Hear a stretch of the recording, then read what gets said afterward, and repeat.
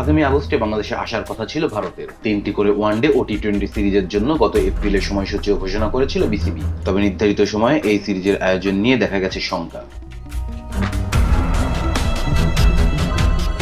বিসিবির board meeting শেষ করে রাতে সভাপতি আমিনুল ইসলাম বুলবুল জানিয়েছেন, এই সিরিজের নির্ধারিত সময়ে আয়োজন করতে ভারতের সঙ্গে আলোচনা করছে বিসিবি। তবে এই সময়ে না হলে পরবর্তী উইন্ডোতে এই সিরিজ আয়োজন করা হবে। বুলবুল বলেন, আগস্ট সেপ্টেম্বর বলে না এই সিরিজ কিভাবে আয়োজন করা যায় সেটা নিয়ে আলোচনা করা হচ্ছে। কোনোভাবে এবার করতে না পারলে সম্ভাব্য উইন্ডোতে করা হবে। এপ্রিলে প্রকাশিত সূচি অনুযায়ী 13 আগস্ট ঢাকায় আসার কথা ছিল ভারতীয় ক্রিকেট দলের। এরপর 17 তারিখ মিরপুর শেরে বাংলা স্টেডিয়ামে প্রথম ওয়ানডেতে নামবে 2 দল। সিরিজের দ্বিতীয় ওয়ানডে অনুষ্ঠিত হবে একই ভেন্যুতে 20 আগস্ট। এরপর 2 দল শেষ ওয়ানডে খেলতে পাড়ি জমাবে বন্দরনগর চট্টগ্রামে। ওয়ানডে শেষে প্রথম টি-20তে 26 আগস্ট মাঠে নামবে 2 দল। এই ম্যাচের ভেন্যু চট্টগ্রামের বীরশ্রেষ্ঠ শহীদ flight lieutenant Motiur Rahman stadium.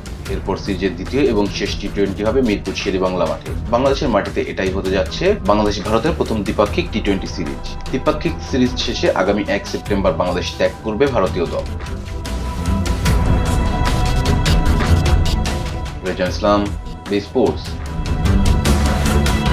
Please subscribe our channel to get more information about Cricket World.